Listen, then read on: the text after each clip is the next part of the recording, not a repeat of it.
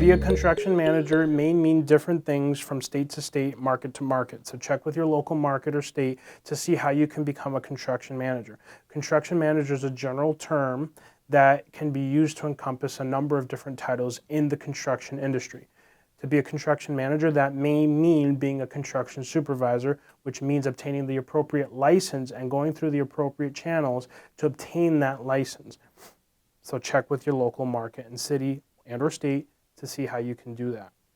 However, if it doesn't require a licensure, it may require that you just have experience working for construction companies as a construction manager. Those titles may be being a project manager, an assistant project manager, a project executive. A construction manager is an individual that simply oversees construction projects. This is a person that communicates with city inspectors, commissioners, attorneys, engineers, architects. Depending on the size of the construction company, you may have limited roles in what I just said. So there may be only X, Y, Z, or A, B, C of the list I just mentioned that you're responsible for. But that, again, depends on the type of construction company you're working for and the types of policies that they put in place for their construction managers.